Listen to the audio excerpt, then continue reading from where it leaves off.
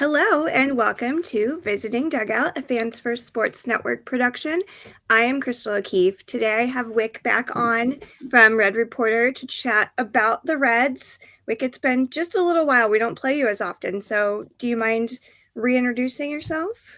Yeah, I'm Wick Terrell. I'm the managing editor at Red Reporter, and I do most of the writing there. We're kind of a small operation as SB Nation goes. We really have about 3 writers on staff right now, and I've been over there writing in various roles off and on for the better part of when were the Reds last good? 2012. Yeah, I covered that. So it's been about 13 years. Got into it in the good days, and have been waiting for a little bit of a Reds resurgence for longer than I ever anticipated when I got into doing this, but really enjoy following the club over there. It's a fun young team when they can actually get all of, or at least 3/4 of the pieces that they put together to be healthy at the same time, which has been hard to ask. But yeah, you can find me over at Red Reporter where we're doing our best to cover what should be in theory an exciting team with Terry Francona at the helm this year. Perfect. Sorry, I forgot to unmute myself. So, what is new with the Cincinnati Reds? What's new with the Cincinnati Reds is a roster move pretty much daily. I hate falling back on the injury bug, but it's like they've built this team with, I think the best way I could describe it going into last year was they knew they didn't have, maybe aside from Elliot De La Cruz, they knew they didn't have one of those superstar players, but they were building a roster that was supposed to be better 26 deep than most teams and maybe even 31, 32 deep. And their rebuild of 2021, 2022, they had stockpiled a lot of like near major league ready players at that point in time. And so the thought was, yeah, maybe we don't have a lot of 5-win players in this roster, but we can get 2 wins out of a lot of guys. And then they just had like 10 guys get hurt all the time. And it was just a constant shuffle. Unfortunately, that's kind of what this year has been as well. So Hunter Green's on the injured list, which is unfortunate. He's going to miss this series against the White Sox, even though hopefully he'll be back soon. But Matt McLean's been out banged up. Tyler Stevenson missed the first month of the year. Austin Hayes was the big bat signing that they brought in this past offseason. He's been on the injured list and is back and is now only DHing really. Spencer Steer's been DHing only because he's got a shoulder issue. Jamer Candelario, the one actual like free agent signing they've spent money on the last couple of years, is out also. They've got depth. They've got young depth that we're hoping can kind of emerge into something that's worth watching and can build a core. But for the second consecutive and kind of the 2.5 consecutive years now, we're waiting for all of them to be healthy enough to kind of like show that they can do it and put it on the table and not just be former good prospects that should be good. So they're kind of stumbling around. They've had good starting pitching. We've seen already the step down from Hunter Green to Chase Petty, another guy who we're very high on. He's the youngest pitcher in Major League Baseball this year, just 22, but has been shelled in his 2 starts. You go from Green, who's a legit Cy Young candidate, to him, and it's like the rotation, which is their bedrock right now. That gets sketchy quick too. So it's a team that's kind of on the edge, and it's not a great division. The Cubs obviously seem to be playing pretty good baseball right now, but the first month, I guess first 5-6 weeks of the season, you've definitely kind of been able to see that it's Terry Francona coming in and learning about a lot of these guys and having to learn about a lot more guys than I think he wants to learn about right now because there have been so many kind of banged up injuries. And knock on wood, none of the injuries have been catastrophic. It's just everybody's been out for a week or two here and there. And it's like you never have the same roster twice. So that's where they are. They're about 500, which is probably where they should be, and hoping that they can cobble together something more than that sooner rather than later. We're 4th of the way through the season. So I did look up with Hunter Green earlier because I follow Codify Baseball on Instagram, and they always will post different stats. And I was looking, and Hunter Green's last start, he was again tapping over 100, which seems to be pretty normal for him. But thankfully, he just has a mild groin strain, so doesn't seem like he's going to be out for too long. That's, I think, the best case scenario that you can get with that, because that means no like muscle, like, because when it gets to like the muscles and stuff, it gets really scary. So that's a relief, I suppose, even though I would have loved and hated to see him in this series with the White Sox. He's a guy who was drafted at 17 at the time. I think he got the highest bonus of all time. going number 2 overall, and he's a right-handed high school pitcher, which just they don't go number 1, number 2, and the Reds swung big for him. It seemed like it took forever between like him having Tommy John in the minors and the 2020 lost season, and he still debuted at like 21, 22, and it's like, oh yeah, we had to wait 5 years, but he's still just a baby in this game. Yeah. Last year took a huge step forward, and the stuff has always been there. It's just been a matter of commanding it inning to inning, and you can tell he's kind of turned that corner. And so, getting 32, 33 starts out of a starter this year is like, I rule that's beyond the end of the bell curve for me at this point. So if him having a groin injury and missing 2 or 3 starts right now is what keeps him at 170-ish innings this year, sweet, fine. I'm totally cool with that. It's a bummer whenever he's out, but if that's what it takes to kind of buy him the rest for his arm and everything else going forward, so be it. But yeah, he's undeniably electric, and for my money, he's one of the best pitchers in all of baseball. And because the stuff is incomparable. All it took was like learning how to pitch a little bit better than just the stuff itself, and he's figured that out. And so that's something that's insanely exciting to watch. And so definite bummer he's not going in this series. But the Reds have a couple of young lefties. Nick Lodolo, I guess Lodolo's not necessarily young anymore. He's probably 27 at this point. But Andrew Abbott, also a guy who was banged up to start this year, is back and has looked as good as he ever has. He's going this series, I believe, as well. The Reds, for all their flaws, their starting pitching and their starting pitching depth is pretty enviable to any team right now. And so hopefully they've got enough there to bridge a minor Hunter Green gap going forward. Yeah, that we'll get into that more, but that's kind of where the White Sox are at. They're starting pitching phenomenal. No one else shows up. That's okay. Yeah, no hitting. So rating the offseason, do you feel like the Reds kind of met expectations? Do you think they did a decent job? Or I'll give the Reds – sorry to interrupt you. I'll give the Reds credit. They stuck to their guns, so to speak. When they went on this rebuild, like I said, they acquired 2 guys at every position almost when they were trading away everybody else in 2021, 2022. And they still don't know about a lot of those guys. They doubled up on a lot of positions. The joke was when they signed Candelario, they had 6 guys who could play third base. They're waiting on all these guys to still kind of show. And so they didn't write anybody off per se this past offseason. They're all still here, and there have already been enough injuries where they've all had a chance to play. Noelvi Marte came up and was great because Candelario got hurt, and then Marte got hurt. He's out with an oblique injury. I keep forgetting guys who are hurt because they've gone through 1.5 at each position. From a long-term perspective and from a cost savings perspective, which is very big for the Reds front office, I'll give them a pretty decent grade because they didn't give it 1 year and then be like, oh no, and threw up their hands and tried to fix it all on the fly through free agency. They didn't do that. They signed Austin Hayes for $5 million. Traded a comp pick, I think, for Gavin Lux, which has so far proved to be a pretty good deal. He still can't play great defense anywhere, but he can hit, which nobody else is really doing in the Reds lineup right now. So that's a perk.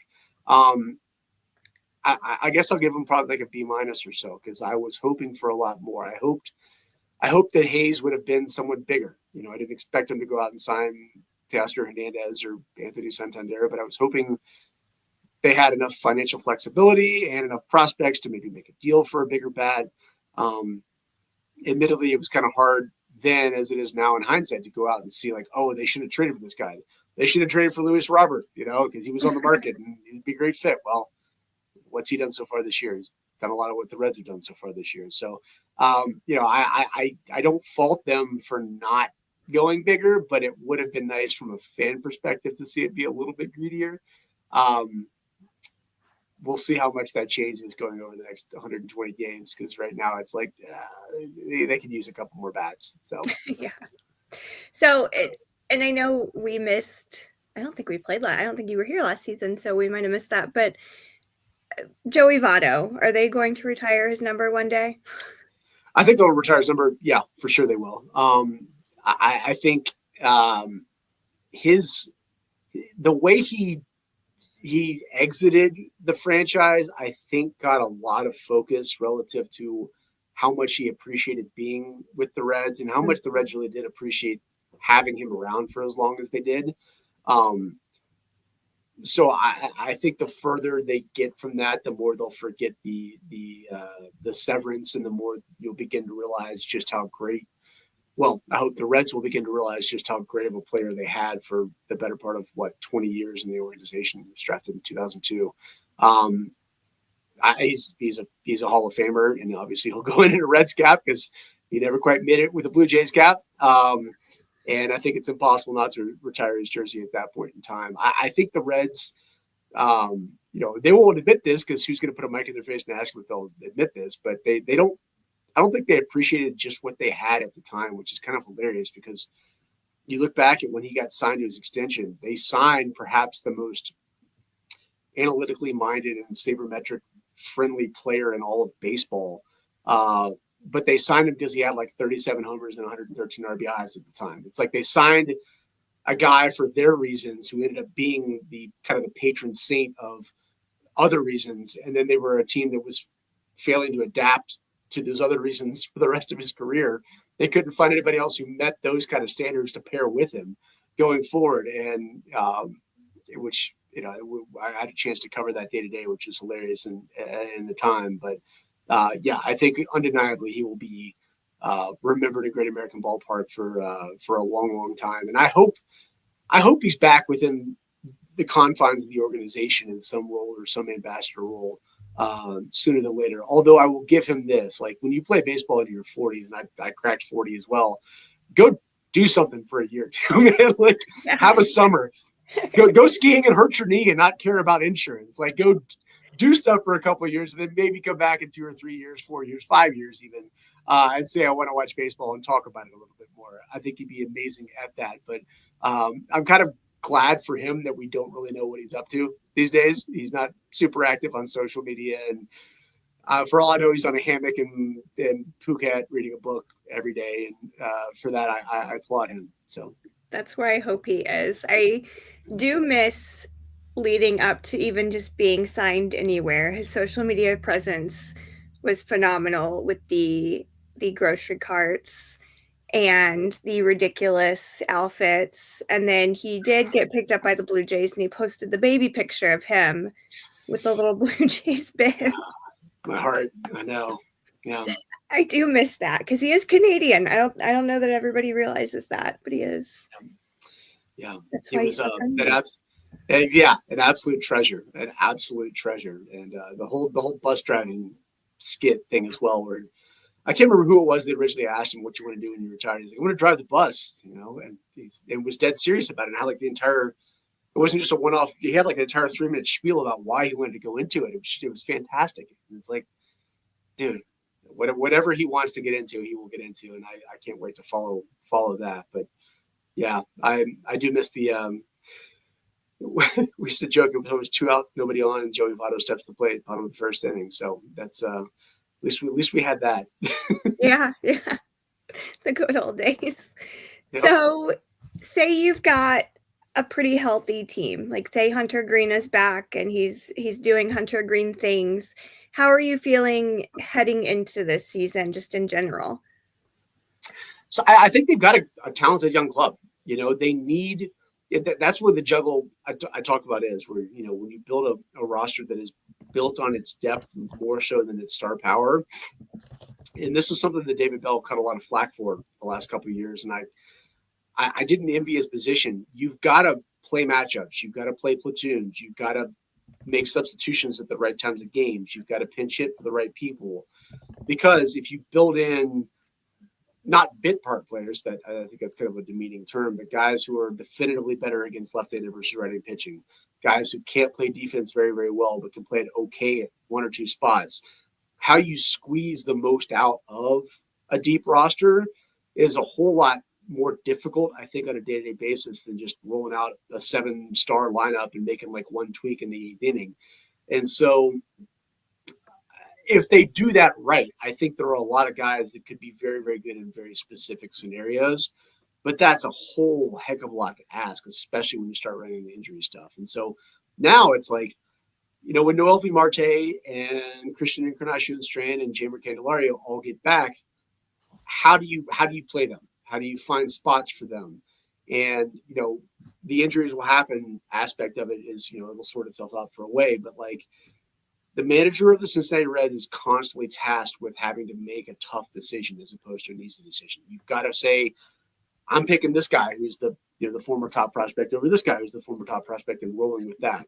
How long can you stick with Matt McLain batting second when he's not hitting? We're 40 games in the season and he's got a OPS that starts with 5 right now, I think. Like those kind of things, like if you're Terry Francona, you can't just sit and wait if you're this club because there's not enough proven production there to sit and wait on it. So you've got to be an active manager. If that's who he is and if that's who he wants to be, I think you can squeeze a lot out of this club. But it's asking to thread a lot of needles. And I think that's kind of how I always felt about this. I felt the starting pitching was good, great even, especially if you get Wade Miley back, Rhett Lauder back in another couple weeks as well. You've got great starting pitching depth. Nick Martinez, a guy who's kind of been a swingman, took the qualifying offer as he great trade bait at some point midseason. You've got a lot of moving parts, but you've got a lot of good moving parts there. They've just got to find a lineup that can hit. And I think if they can do that, it's not going to be the same 1 through 9 lefties versus righties. It's not going to be the same 1 through 9 innings 1 through 6 versus the last time through the lineup. They've got to be able to be proactive about that. They've built the roster to do that. You've got to get all 13 position players in almost every single game to get the most out of what this lineup could be because you don't have a lot of potential 4 or 5 win players. So it comes down to the manager, and they hired a future Hall of Famer. And if he can do it, then I've got some aspirations for this team because they do have a whole heck of a lot of talent. I mean, I don't know how many other baseball teams can have their best pitcher be Hunter Green's level and their best position players be Elly De La Cruz's level. That's an elite. Those are as good as you get offensively and pitching wise. So if you can fill in the gaps, yeah, there's a chance. Yeah, Elly De La Cruz is just a blast to watch. I saw them, the last time it was not last season, it was the season before. I made the road trip to Cincinnati to watch the White Sox. They lost because of course they did. And this was the infamous Eloy Jiménez stomach cramp game. We joked that he had too much Skyline and it ended up he had his appendix removed. God. So that was a mess. That was a mess. He was somewhere in a hospital in Cincinnati getting his appendix removed. Oh, God. I forgot all about that. Oh, man. So that was the game I got to go see. Yeah, they were like, well, we've got a sudden scratch. Eloy's no longer going to be here. He's having stomach pains. I'm like, oh, the chili. I've had too much Skyline. I still have my appendix, though. So, but I can empathize. Oh, man. I warned people. I was like, don't do it. It's going to kill Eloy Jiménez. Don't do it. Two cheese Coney Max. Just stick with 2. 2 is good. I know it's tempting. It's all around. It's at the ballpark. It's everywhere in the ballpark. Pause. All right. Well, we're going to take a very quick break and come back and actually talk about this upcoming series. Rest my voice. Yeah, for sure.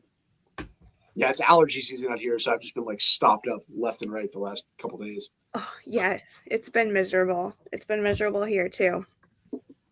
All right. So welcome back to this. Let's talk about these pitching matchups. So we've got Jonathan Cannon, who is fine. He's okay. He's a youngster, with Andrew Abbott, who we just mentioned is back. Then game 2, we have Davis Martin and Nick Lodolo. And then game 3, Bryce Wilson, who was not a starting pitcher and is now a starting pitcher because we lost Martin Perez, with Nick Martinez. So what can you tell me about these 3? Andrew Abbott is one of those fascinating pitchers where if you look at Baseball Reference and you look at Fangraphs, it's like you're literally looking at Jekyll and Hyde. Like they do not agree on this pitcher at all. And there have been I'm trying to think of the most recent. I'm drawing a complete blank. There was another Reds pitcher within the last 6 or 7 years who was kind of the same way. Anyway, he's a high strikeout guy. He's got a phenomenal changeup. He pitches the bottom half of the zone great with deception because he pitches his fastball up in the zone. former closer from Virginia, I think a second-round draft pick, and a guy who didn't have a whole lot of starting experience, and was one of those guys where we were like, wow, that's kind of a high draft pick, and a guy that you're asking to do something he's never really done before at the college level, but just immediately hit the ground running, and the minors came through and has come up, and through I want to say actually through like Baseball Reference wins above replacement, he was like number 19 overall in wins above replacement over the last 2 years combined. Fangraphs should look at him like he's a number 4, number 5 starter. So he gets the job done, even though you look at the box score after the fact and you're like, oh, he walked 4 guys. Like, kind of seemed like he walked 2, but I guess he did walk 4. He pitches around guys very, very effectively. But he's got this year perhaps more than ever, he's got his strikeout stuff working because he's got that off-speed pitch, which is just deceptive. I think deception is the best way to describe it because his fastball is fine. It's not great. He'll touch 94, 95.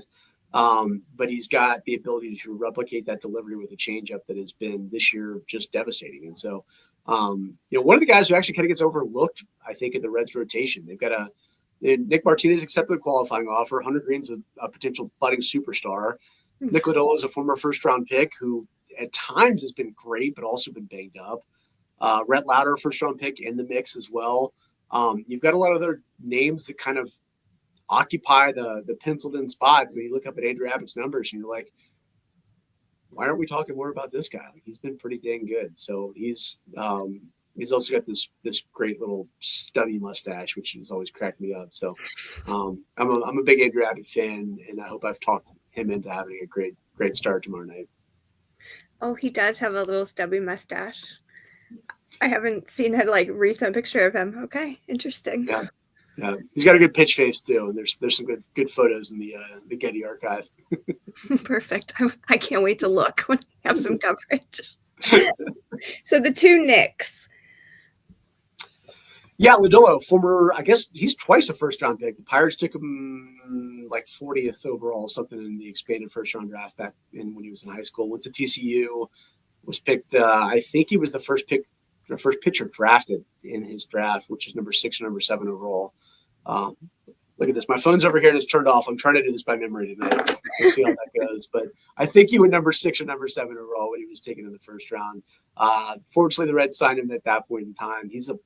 He's that classic lanky lefty. He's not quite as herky-jerky as a Chris Sale or a Randy Johnson, but it's impossible to ignore a skinny 6'6" guy who throws from a 2/3 arm slot when he's out there doing it, because when his stuff is on, he's electric. You look at some of his earlier numbers when he first broke into the big leagues, and he was walking, less than 2 batters per 9 innings, striking out 10, 11, 12, 13.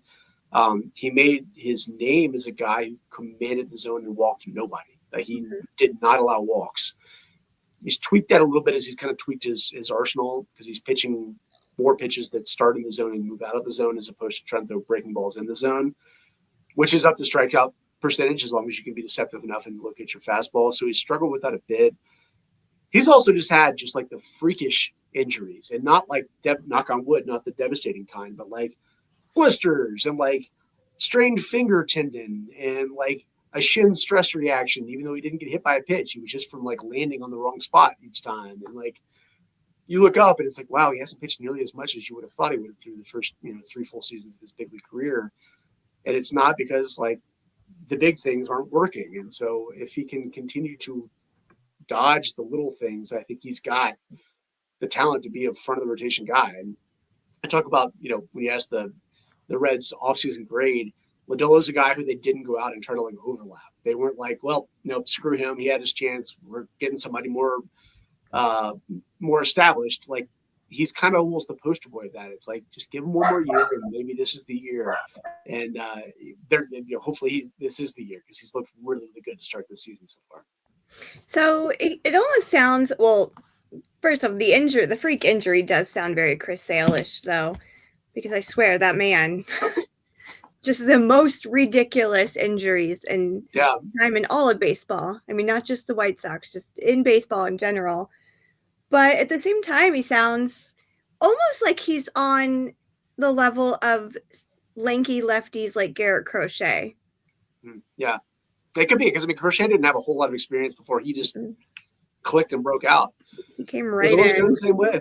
Yeah, he's still got a couple years of team control left, and I think the Reds are very much hoping that he continues to develop into the guy that they invested all that money in on the front end. And when you watch his best starts, it's like, I mean, as good as Hunter Green's stuff is, you watch Lodilla's best starts, you're like, that's the best pitcher on the staff. Like he's filthy when he's on. He's absolutely filthy, and so fingers crossed that the Reds get more than just fingers crossed get at least one full season, but hopefully more than one full season of him putting it all together. Because when he does, there's a reason why he was a first round pick twice over the course of his career. He's got it. He absolutely has it. Then, so Nick Martinez is last. He's the only one that had a bit of an elevated ERA. He's at 4.23 right now. Martinez, yeah, I feel like if ever there was a guy that I would love to pick Terry Francona's brain on, for the record, I would love to sit down and have beers with Terry Francona as often as I could and pick his brain on everybody he's ever played with or coached before.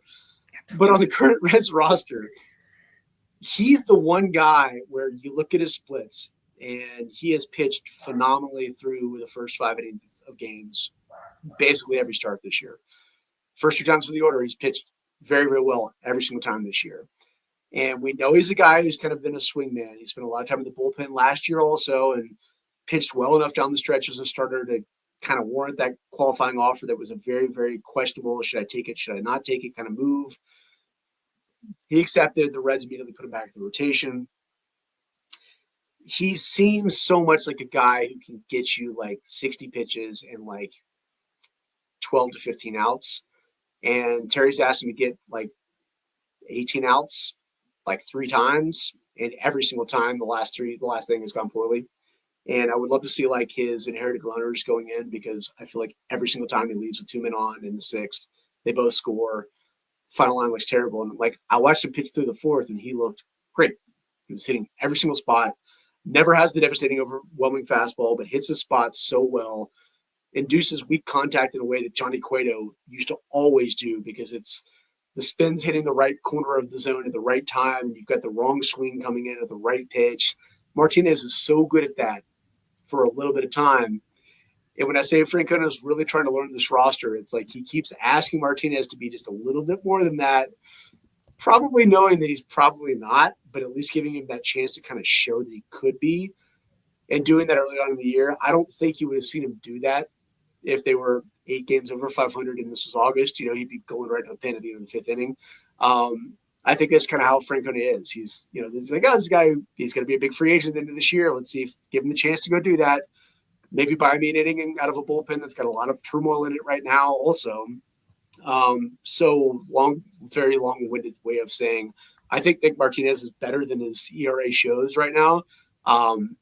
I don't want to see him pitching in the 6th inning though. So if he's still into the 6th, you're probably got the upper hand at that point. So, but regardless of what role he ends up being in, as the Reds kind of like get Wade Miley back and Rhett Letter back and Hunter Green back, even if he goes kind of into that fireman role, I think he's a very, very, very talented pitcher who has shown also in the past he's willing to jump back in the bullpen if he needs to. I mean, he'll go do that. That's kind of the coolest part about him. So, but I don't look at his number and be like, damn, it's Nick Martinez's day. I think he'll be great. I just hope he's out after 80-ish pitches. So, right.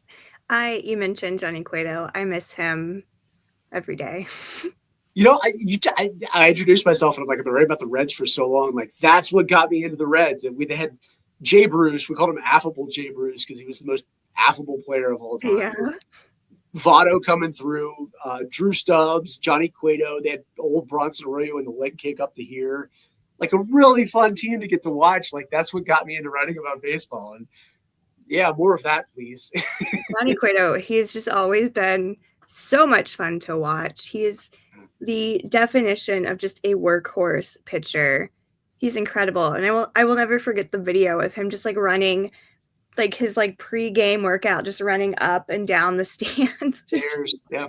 I would pass out. What are you doing? Speaking of numbers, I hope they retire in Great American Ballpark. He's going to be a Reds Hall of Famer for sure. I hope they get his number up because he had a phenomenal career. We're talking we're talking juice ball era in the Yeah. smallest ballpark in baseball. And the dude twice finished top 4, I think, in Cy Young Award voting. And one time I was like, ask anybody else to put up those numbers in Great American Ballpark, because he was tremendous and insanely fun to watch. So yeah, shout out Johnny Cueto. Thank you for good Johnny Cueto memories. Yeah, I enjoyed his time on the Sox. I love him so much. So moving away from pitching, although this answer still could be a pitcher, but who is the biggest threat to the White Sox? I'm going to assume you're going to say Ellie, but feel free to enlighten me if it's not. Biggest threat. We've been joking in the Red Reporter Slack. If you had to ask just like anybody who follows baseball pretty regularly, like the 2 hardest things for a franchise to put together, it'd be starting pitching, because it's so fragile. So starting pitching depth, which the Reds have, and catching depth, because they're always hurt and they never hit. Mm-hmm. And the Reds have both of those, like perhaps better than any team in baseball right now. Tyler Stevenson missed the first month of the season, and I think Jose Trevino and Austin Wynns combined to have like the second best weighted runs created plus through all of baseball through the month of April. Like Jose Trevino has been the best hitter on the Reds. He's been phenomenal, to the point where like Stevenson's back and they're DHing him.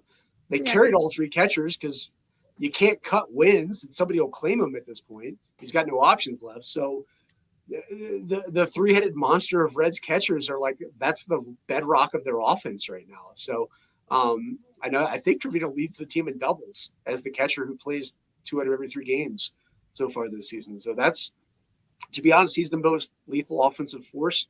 I will say TJ Friedl is back to being the top of the lineup 4-win guy he was in 2023 before he had just a series of freak injuries last year. And, you get a guy with a pushing 360 on base percentage who can steal bases like he does at the top of the lineup. Hit 2 home runs this week also in one game. He's rounding into form. I think if Friedl gets right, that could go a long, long way to getting this offense in the correct gear, because they certainly have not been for most of this year. I feel like Obi-Wan, when I'm just like, I haven't heard that name in such a long time. I haven't. Man, I kind of forgot about him. Although, so the White Sox have something similar, and I think Corey Lee will be back pretty soon to catching. We have Matt Thaiss, he's fine. He will do.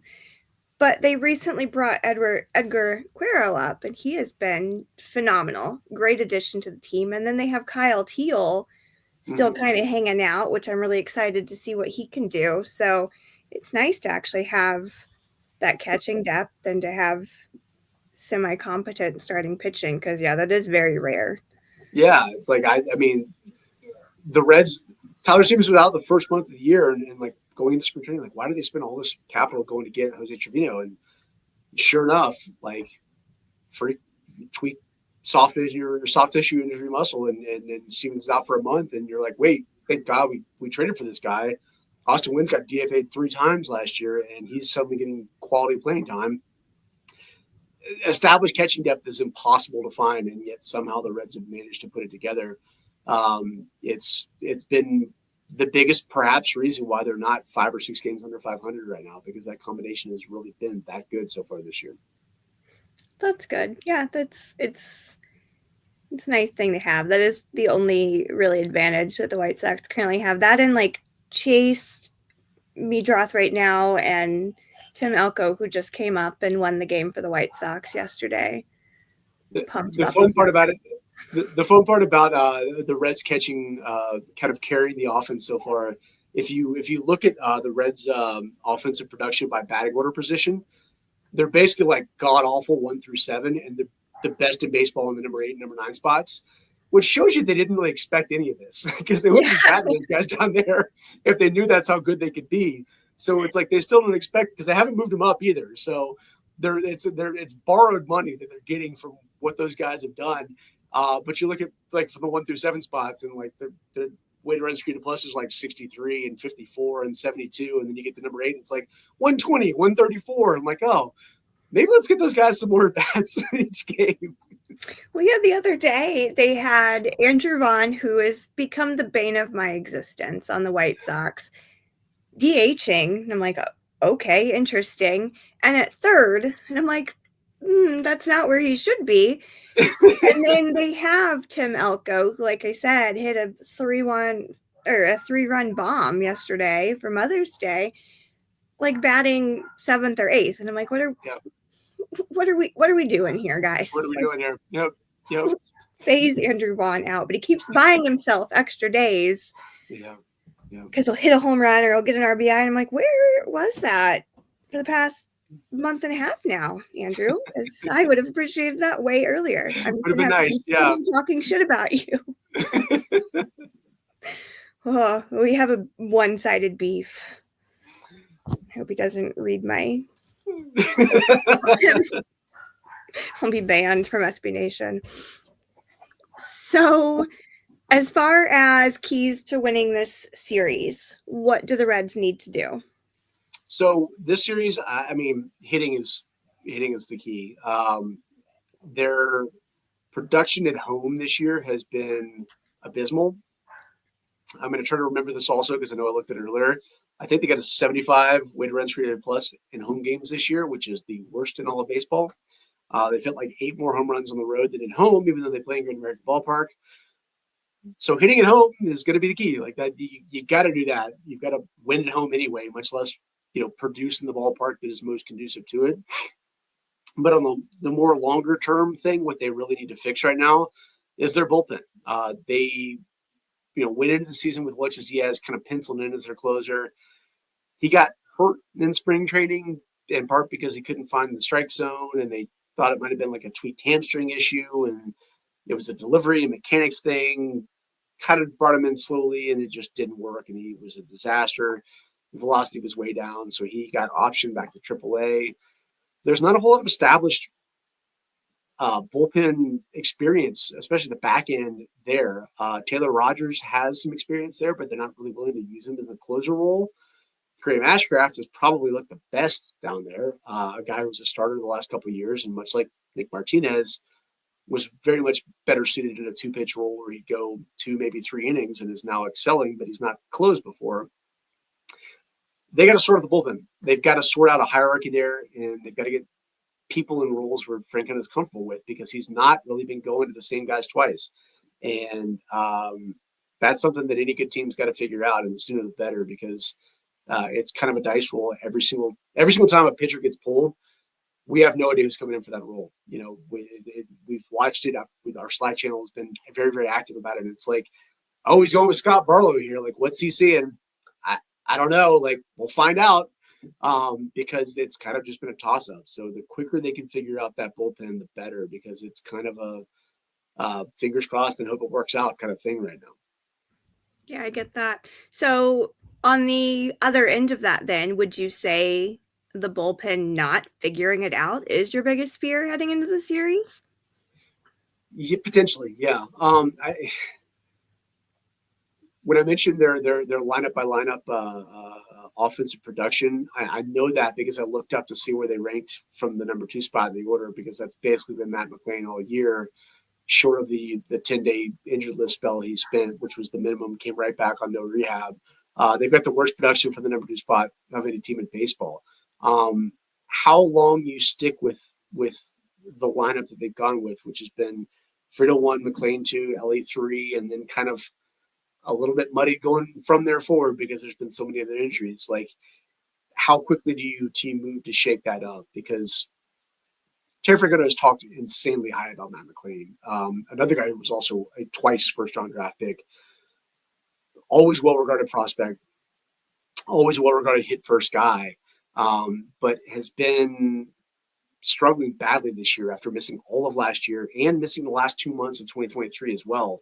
Kind of just thrusting right back into the number 2 spot every single day.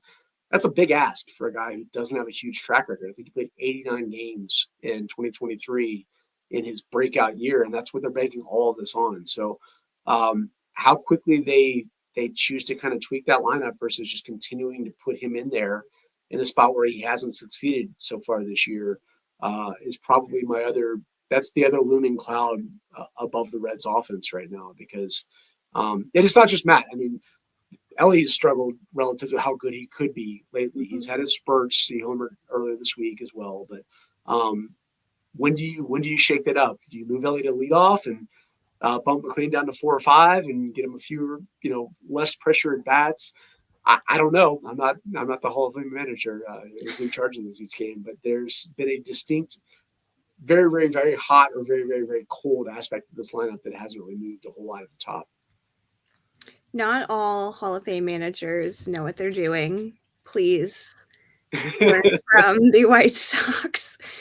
They will also say it's a 162 game season for a reason. Shut up. It's been 40 games, Wick. So we haven't lost the season yet. We'll figure it out is probably what he'd say if I had a chance to sit him down, which more power to him in that regard. But like I said, that's where I don't know. Does he have a number in mind where he's like, I'm going to give him 2 more weeks. And if it doesn't happen, then we're going to shake things up. Because it kind of feels like for me, I'd have given him 2 weeks ago. And it's like, maybe. We'll see.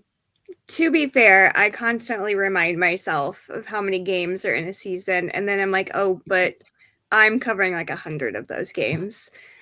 Yeah. So, yeah. Not always pleasant. Well, I will also say the Reds have, shout out to my friend Joel Luckup, who used to run Red Reporter and now is the chief statistician for former Fox Sports Ohio, now FanDuel Sports Ohio. The Reds have been under 500 at the 40-game mark every year for the last 12 years. They haven't won a playoff series since 1995. So if you don't win at the end of the year and you also aren't winning by 40 games, it's like the last 120 games become a very big grind. So I'm like, can we just get to being a good team so I can at least cover a good team before they fall off a cliff? So yeah, maybe I have the panic button ready to hit a little bit earlier than Terry Francona, who's not been a part of the Reds for last however many years I have been. So last season I had the honor of covering loss 121. More power to you. Thank you. That almost had to be a celebration at that point, right? I mean, yeah, it got to the point where like at least it's happened and we can move on, because the buildup I think was more annoying and stressful than anything. And then I got to the game and I'm writing this recap up and they lose and I'm like, thank God, because I'm so done. And I was like, I'm just going to write a very bitchy, scathing, but also very sarcastic recap of how much I just loathe this team right now. And that's exactly what I did. It was scathing. It was sarcastic. And I was like, I am so proud of this. I submitted it. And it was like, I'm done. I don't want to watch this team anymore. I won't lie. Like, I covered a lot of 5th and 4th place teams that lost like 94 games. And I'm like, part of me says 120, 121 would have been a lot more fun to cover. I would have had a little bit more sass for those extra 20 losses, even if it technically didn't mean a damn thing different than what I was covering, which was just really, really bad baseball. The record books. Until the Rockies, we'll see what the Rockies can do this year, right? Fingers crossed, guys. Just pull through for me. Somebody else suffer with me. So, moving away from our teams, what are your thoughts just for this 2025 season? Like your hot takes or your predictions or anything? Just what are you thinking for this season? Let's see. Far? I picked in my annual dumb predictions. I picked Fernando Tatis to actually go back to being a superstar this year. Knock on wood, that's looked really good. I also picked the Atlanta Braves to win the World Series, and they promptly started the season 0-7, so that looks really bad. Although I'm still heavily invested in him in my one fantasy league. I drafted Ronald Acuna Jr., knowing he'd be back at some point later this month. I still think Atlanta is going to be sneaky good by the end of the season once they get Spencer Strider back as well. I mean, they have a better record than the Reds right now, I think, and they started 0-7. So like they're stair-stepping their way back to very much being relevant. Baltimore Orioles are the one big team that jumps out at me this year as being like, how are they that bad? Like, I know they're bad because they've got no pitching, but like, how do they let themselves get that bad? And with new ownership and just how stacked that offensive roster is, like, how long do they let it go before they're calling the Reds when Rhett Lauder and Wade Miley are healthy and like, give me Nick Martinez. Like that's the kind of deal that I feel like they can't afford to wait till the deadline to like let that go through. They've got to fix something like soon. Not that Nick Martinez is the fix, but like if they call the Brewers for Freddie Peralta, which I think is that Buster Olney? Somebody wrote about that earlier this week about, how quickly does a team like that, should be good, turn into panic mode when they've got a very, very obvious need. Baltimore it shocks me right now. I really, really thought they would be better. I knew their pitching wasn't going to be a strength. You can't get rid of Corbin Burns and be as good as you were last year, but that team I just thought would be something better than what we've seen from them so far this year.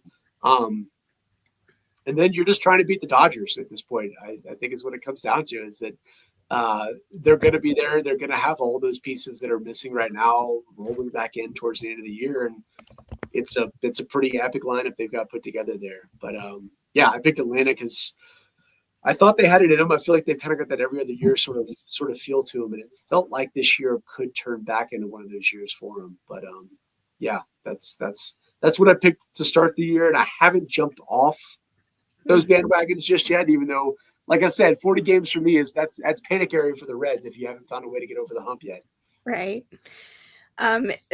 Speaking of the O's, this was still during the conclave. This was not even when the Pope was picked yet. Did you see the memes of, like, if there's orange smoke coming from Camden Yards, they've picked a new GM? We're good. I just want constant Pope memes forever. Those were fun. Congratulations on the White Sox Pope, by the way. Thank you. That's tremendous. That's tremendous news. Yes. We finally have God on our side. So. Yeah, seriously. We won a series. And they were just like that. That's all it took, right? There were multiple Popes at the rate. We won a series against, it was the Marlins, but it was a series win. So God is in our corner now. I did see just today, actually, someone had him sign a baseball when he was like entering the Vatican, and they did say, "Are you Cubs or Sox?" And I was like, "Buddy, this has been established." But he signed it, Poplio 14th, Paul Konerko. Yeah. Paul Konerko. Former Red Paul Konerko, yes. Former Red. Well, before this ends up just two dudes naming old baseball players like my podcast normally run. Trade for Mike Cameron, another former dude. Yes, yeah. All the dudes. We could do this for days. I could do this for days, just in general. So we should not. We should not go into that territory this late. Can you just please remind people where to find you? Yeah, so you can find us at Red Reporter on Blue Sky Social these days. We still have a Twitter page that I don't think I've posted on it. However long it's been since I posted on there. We're not super active on Facebook anymore, but we do post about 3 articles a day at redreporter.com. So come by and check us out there. I like I said, the 40 game mark for me is always kind of the one where I'm like, all right, sample's big enough to start making some definitive decisions. I try not to be like too reactionary. So by the time May rolls around and it's this time of year is when I don't want to say it's the hot takes so much as the stat takes begin to come out of Red Reporter. So I've got a couple of those in the works, trying to figure out what this team functionally is good at and not good at and what they need to fix because, it's long enough into the year where we're starting to get to that. So check us out. That'll be in the works coming up in the next couple of weeks or so. And hopefully they can put some more wins on the board between now and then. So the optimism is a little bit more seething in there than the inherent dark humor pessimism that has festered in me over the last 13 years of writing about Cincinnati Reds baseball. So it's only been 5 years for me and I'm already bitter. So yeah, I get it. We are already, if it makes you feel any better about your more stats driven articles, we already are doing Futility Watch on South. Oh yeah. Yeah. So feel better. I've tried not to just completely damn the Jamer Candelario signing anymore, but I had to write about Mike Moustakas too, and it's like it's version 2.0 there. So, but I will also say there's a lot of guys I want to write about that I just haven't seen enough. I would love to have an article on Christian Encarnacion Strand right now, who is, when he's been healthy, shown just immense power. broke his wrist last year and has been out for 4 weeks already this year, missing him. Eloy Jiménez looked like he was past the PED suspension and was back to the former top prospect age this year. Oblique injury, back out again. And so we're watching a lot of guys play a lot of positions. We're seeing Santiago Espinal play great. I did not expect to have to see him in the lineup every single day, but he's been great. So working on trying to get a little bit more of a feel on him, and as a guy who's been perhaps the clutchiest singles hitter in the lineup this year, when I thought he would be the last guy on the bench. So a lot of that so far, but hopefully we can have some stat based takes on it in the coming weeks, because it's getting the middle of the year. It was 85 degrees outside today, so it's summer. It's baseball season officially. It is. It's summer. I have to change my 12-foot skeleton into its summer gear. Heck yeah. So, all right. Well, thank you. Obviously, best of luck in this series, and we'll chat again soon. Thank you so much. Absolutely. Thanks for having me. Bye.